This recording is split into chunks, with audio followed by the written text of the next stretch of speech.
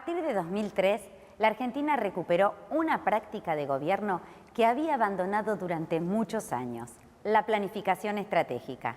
Hoy vamos a dedicar el programa a esta herramienta, la planificación estatal y al Plan Estratégico Territorial, un proceso de construcción federal, orientado a promover el desarrollo equitativo de las regiones, el arraigo de sus habitantes, el crecimiento en igualdad de oportunidades, consolidando un territorio nacional equilibrado, integrado, sustentable y socialmente justo. Soy María Laura Leguizamón y así comenzamos con 40 minutos de RSE. Hoy, en 40 minutos de RSE, el Plan Estratégico Territorial. Construcción, etapas, avances, obras y desafíos de un plan transformador de la Argentina. El valor y los logros de la recuperación del rol planificador del Estado. Políticas públicas y responsabilidad social. La visión de una especialista, la doctora Alessandra Minichelli. Y la palabra del doctor Bernardo Klicksberg.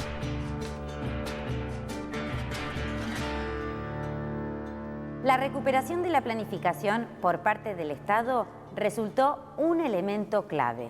Sobre esto habla Graciela Oporto, subsecretaria de Planificación Territorial de la Inversión Pública, y Pablo Abal Medina, titular de la Unidad de Coordinación de Programas y Proyectos con Financiamiento Externo del Ministerio de Planificación Federal. En el 2001 cayó un modelo que había comenzado, más allá de algunos pequeños momentos, en el año 75, que era un modelo de creer que era el privado el que podía ser el rector de la economía y era el privado, a través de su iniciativa, el que podía fijar las reglas del mercado. Después de muchos años en la Argentina, con 50% de desocupación y con una serie de cuestiones muy concretas que tenían que ver con la mala provisión de agua, con la mala provisión de servicios básicos, con las rutas destruidas, nos dimos cuenta que el privado, digamos, el hombre es bueno pero vigilado es mejor, decía el general Perón. El privado siempre tiene como fin originario el lucro. Esto es algo básico y central. Y ¿quién mejor que el Estado para regular esa actividad? No es una pelea en que el Estado se quede con la planificación y el pobre privado no sabe qué hacer. Es justamente al revés. Es desde el Estado fijar las líneas básicas de crecimiento y orientar un país y explicar cuál es el modelo de país que queremos para que el privado invierta en esas áreas y en esos nichos donde realmente resulte válido hacer negocios. La creación del Ministerio de Planificación Federal fue una muestra evidente de la voluntad de recuperar la planificación por parte de este gobierno nacional y un posicionamiento del Estado en el proceso de desarrollo del territorio. Luego, al año y medio siguiente, se creó la Subsecretaría de Planificación Territorial de la Inversión Pública a mi cargo y nos pusimos a trabajar concreta y operativamente en todo este proceso de planificación que estamos viviendo por parte del Estado. Pero la designación del Ministerio como Ministerio de Planificación Federal fue sin duda el hito más importante de reconocimiento de la voluntad de recuperar la planificación como política de Estado. La Unidad de Coordinación de Programas y Proyectos con Financiamiento Externo del Ministerio de Planificación Federal cumple una función clave vinculada a obras que están transformando el país. Hablamos sobre esta unidad y sobre los proyectos que hace posible con su titular, Pablo Abal Medina. A partir del año 2003, cuando Néstor Kirchner asume la presidencia, decide crear un ministerio que es el Ministerio de Planificación Federal, Inversión Pública y Servicio. Dentro de este ministerio aglutina una serie de secretarías que funcionaban en distintas áreas del gobierno. De esta manera se crea un mega ministerio al cual queda al frente de Julio De Vido, como está el día de hoy. Y este ministro, Julio De Vido, concentra todos los programas que tienen que ver con la minería, con la obra pública, con las comunicaciones, en aquel momento con transporte. En ese megaministerio existían numerosos créditos con organismos multilaterales de crédito. Entonces me encomienda en aquel momento el aglutinar todos esos créditos a través de esta unidad. A lo largo de estos años hemos venido trabajando en muchos créditos. Para darles una idea, se ha cuadruplicado la cantidad de créditos con organismos internacionales desde que comenzamos la gestión en el 2003 a la actualidad. Esto se ha logrado, en primer lugar, porque tanto Néstor Kirchner como Cristina Fernández de Kirchner hicieron eje central en la transformación del país a partir de la obra pública. Obra pública ya sea en rutas, carreteras, obras hídricas, como también en obras de líneas eléctricas o en obras que tengan que ver con los temas ferroviarios. Si uno tuviera que mencionar 2 o 3 de ellos nada más, uno diría el programa Escuelas, que comenzó siendo el programa 700 escuelas y que hoy ya estamos en las 1.600 escuelas construidas y ejecutadas desde esta misma unidad ejecutora. Y otro megaprograma que fue el programa más grande en la historia del BID, que significó el entrelazado en línea de 500 kilowatts de las 9 provincias más pobres del país, que es dentro de un programa que se llama Programa del Norte Grande.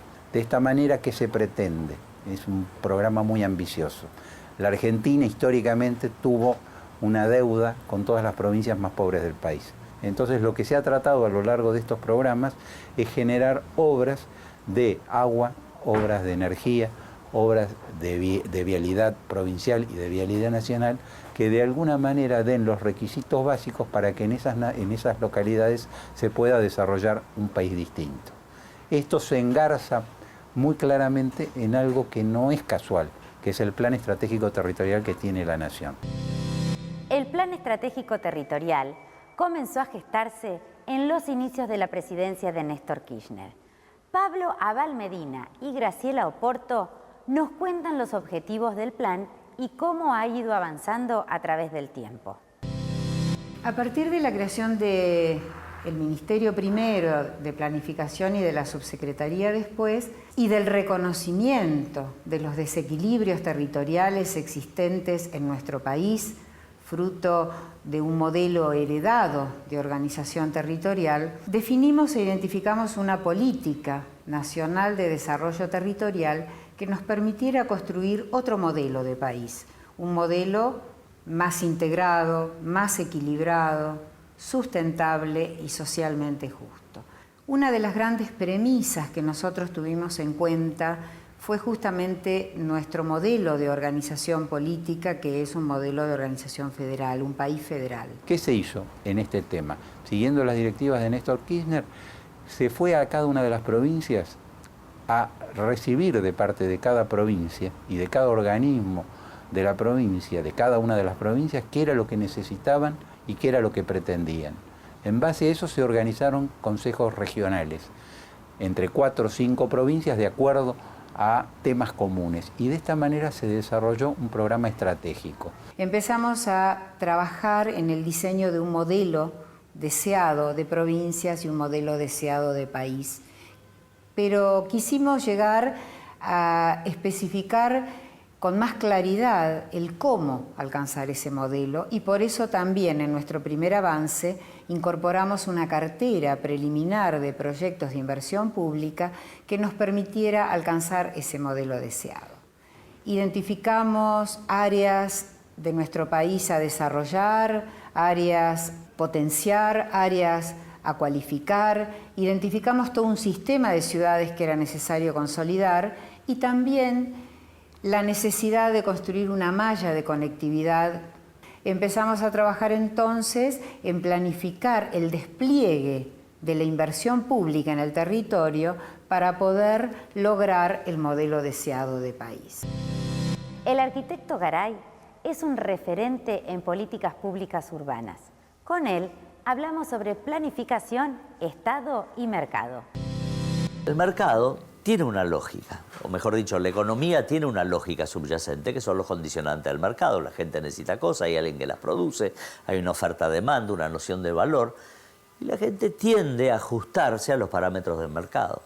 Entonces, los autores neoliberales dicen, esa es la naturaleza de la economía y no hay que tocarla, digamos. Habría que dejar que, digamos, no aparezcan elementos externos a la economía, que la economía sola se va acomodando. Ahora, el mercado no da cuenta de las injusticias que genera, de las catástrofes ecológicas que genera, etc. Por eso es suicida dejar que la realidad se subordine a los parámetros del mercado. Perón, por ejemplo, esto afirma en Conducción Política, que es un libro de planificación, mucho sobre este tema, y justamente su afirmación lo que dice es que la política debe conducir a la economía. ¿Qué quiere decir? Que a las variables de mercado hay que ponerle una intencionalidad que las vaya conduciendo. La planificación, de alguna manera, tiene esta característica, o sea, tiene una voluntad que no obedece a las reglas del mercado. Yo creo también que es una responsabilidad pública, es decir, que es el conflicto que significa establecer estas regulaciones, pagar los costos políticos que significa establecer estas regulaciones y, por otro lado, recibir los beneficios que significa vivir en una sociedad más justa, en una sociedad más ecológica, en una sociedad que genera empleo, ¿no? Es decir, y bueno, esta me parece que es una discusión importante de la sociedad. Seguimos conociendo la evolución del Plan Estratégico Territorial y sus distintas etapas.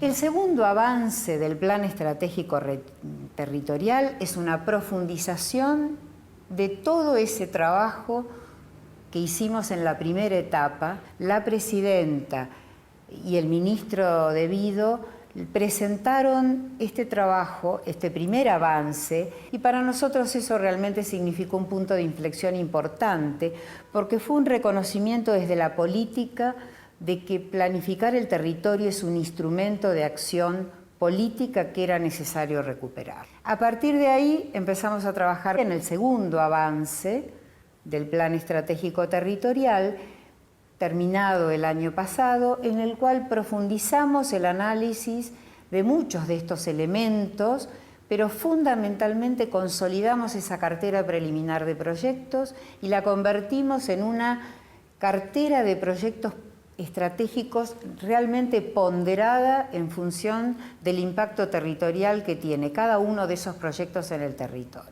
Seguimos con nuestra relación institucional con las provincias, profundizamos el estudio de las ciudades argentinas para evaluar los lineamientos para una política de desarrollo, una política de urbanización a nivel nacional, pero sobre todo avanzamos en los lineamientos planteados en una primera etapa y seguimos consolidando este objetivo de que la planificación se convierta en un instrumento para la acción. Y justamente hoy tenemos la satisfacción que todos los planes que está llevando adelante el Ministerio, por ejemplo, el plan Más Cerca con los municipios y el plan quinquenal de obras que vamos a llevar adelante para los próximos 5 años, un poco con la memoria de los viejos planes quinquenales, va a ser en función y a partir del análisis que nosotros y del conocimiento que nosotros aportamos del territorio nacional. Sobre el impulso a la responsabilidad social desde las políticas públicas y sobre la posibilidad de que las empresas complementan a esas políticas con acciones de responsabilidad social, consultamos a una especialista, la doctora Alessandra Minichelli. Bueno, el impulso que se le da a la responsabilidad social desde las políticas públicas tiene que ver con el rol o el eje del rol del Estado en la temática tanto de las políticas públicas como de la responsabilidad social, que son las situaciones identificadas como problemáticas. El Estado trabaja y ha trabajado para la implementación de políticas públicas en un reconocimiento de situaciones problemáticas. Para eso ha generado instrumentos de gestión, como lo son el Plan Estratégico Territorial, como es el Programa Agroalimentario, como es el Plan de Turismo, donde hace foco específicamente en cuáles son los ejes de desarrollo productivo y los ejes de problemas a trabajar tanto en políticas públicas como en responsabilidad social. La labor que toca ahora es un poco de promover este tipo de herramientas o este mapeo de situaciones para que las empresas puedan identificarlo y desde ese lugar puedan generar las acciones convergentes o complementarias con las políticas públicas que ellos van a definir como acciones de responsabilidad social. Ya salió Fonres RSE, la única revista dedicada a la responsabilidad social empresaria. En esta edición, entrevista a Patricia Sosa, la voz de los que no tienen voz. Además, elementos del balance social, la columna del Dr. Bernardo Klicksberg, Pensar en la gente. Y como siempre, noticias internacionales, investigaciones y la mejor información sobre contenidos socialmente responsables. Fonres RSE. Conseguila en kioscos o suscríbete en nuestra página web www.fonres.com. El Plan Estratégico Territorial promueve la generación de empleo, la igualdad de oportunidades, el crecimiento de las personas en el lugar del país en el que se encuentren. El arquitecto Alfredo Garay se refiere a la planificación con ese foco de inclusión, equidad y desarrollo.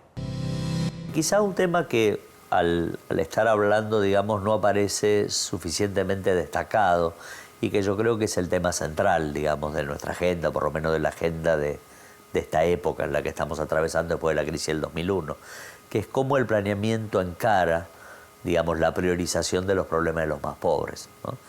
Y, digamos, en este sentido hay una serie de cuestiones que pasan a ser centrales, es decir, cómo el planeamiento genera trabajo, cómo distribuye territorialmente el trabajo y cómo distribuye la capacitación, digamos, para acceder, digamos, a estos puestos de trabajo, ¿no? Esto, por ejemplo, en este momento hay un trabajo muy interesante, por ejemplo, que ha hecho el Ministerio de la Producción y junto con el PET, sobre el desarrollo territorial de las cadenas de valor.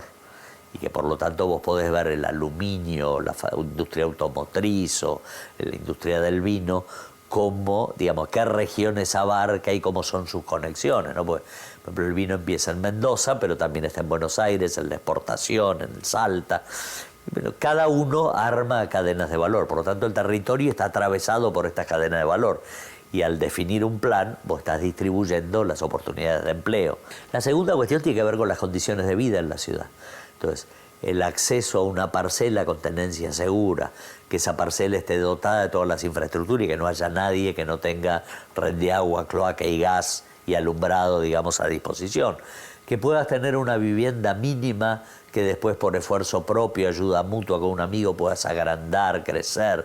El Estado lo que tiene que ver es cómo acompaña, facilita, estimula, digamos, estas posibilidades.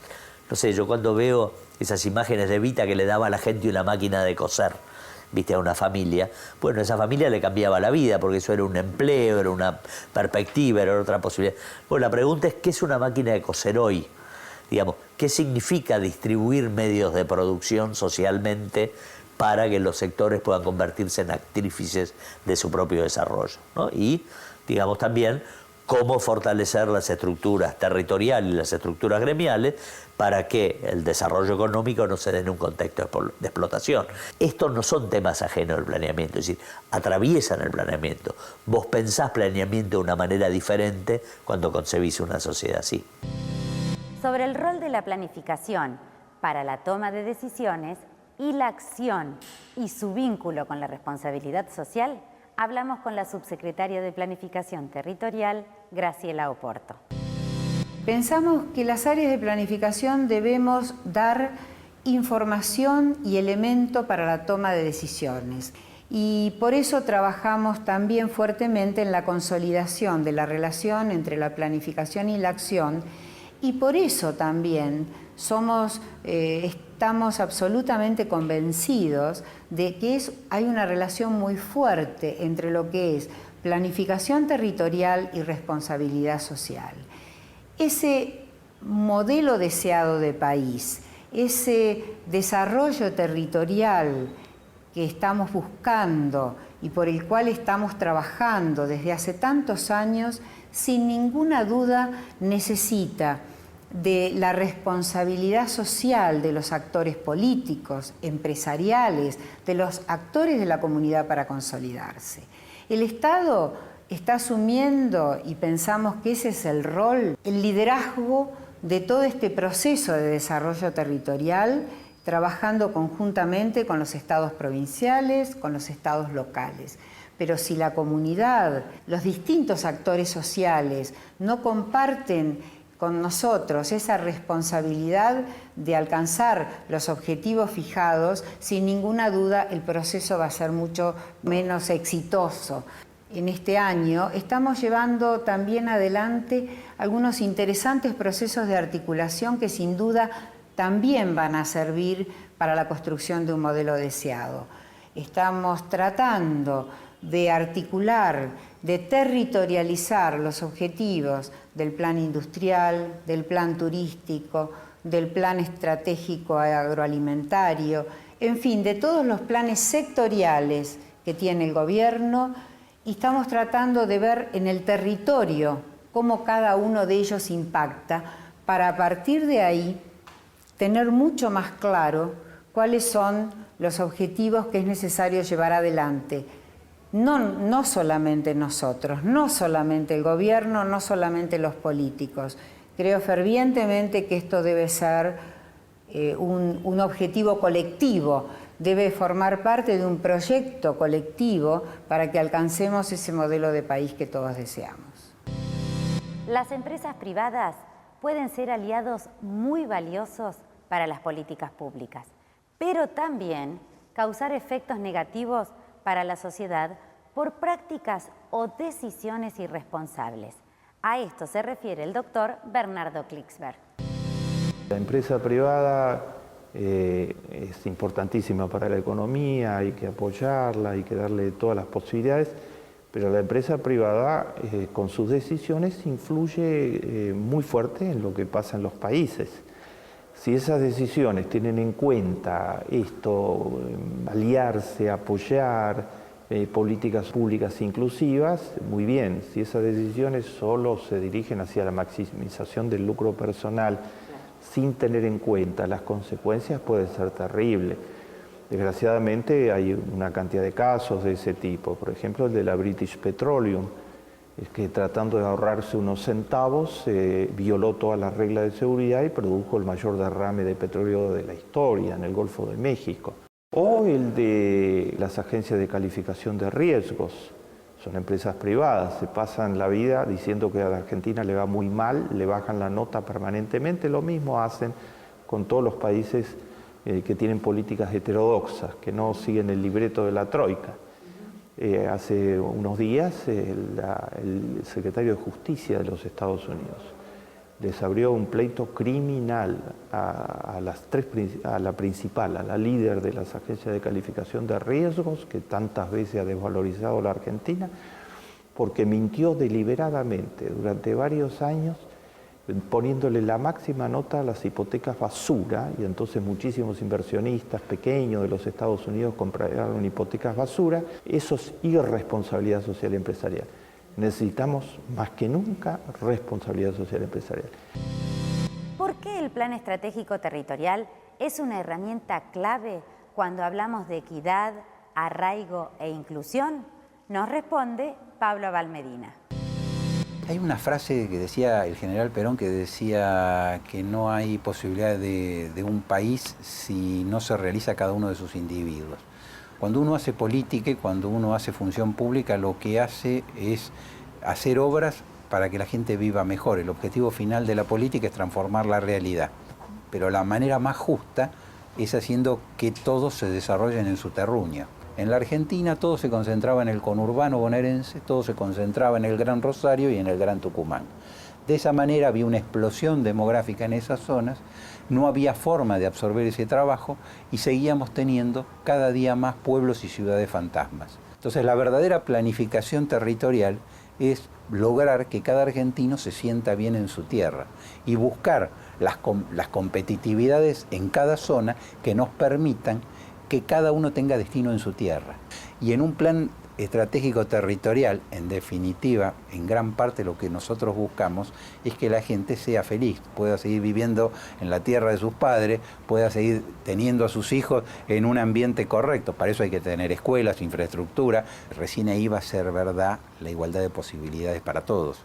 Entonces, nosotros lo que debemos luchar, y desde el plan territorial lo que se trabaja, y desde el plan de obra pública se trabaja, es en tener una Argentina conectada, tanto energéticamente como comunicacionalmente, tener un país integrado en su red vial y tener un país con agua potable para todos. Entonces ahí van a estar los primeros requisitos elementales para generar un cimiento de igualdad que permita a partir de allí tener una sociedad más parecida.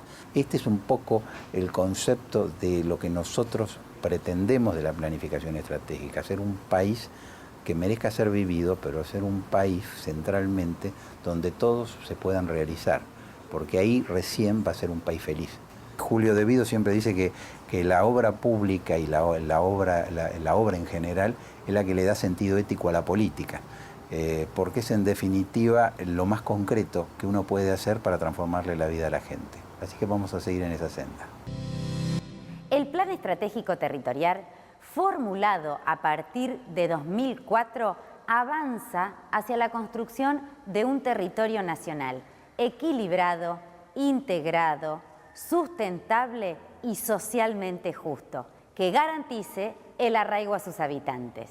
Hoy dedicamos el programa a conocer este plan, a valorarlo, pero también a destacar el único camino que podía hacerlo posible, el de la planificación estratégica y participativa. Gracias por acompañarnos. Nos encontramos en los próximos 40 minutos de RCE.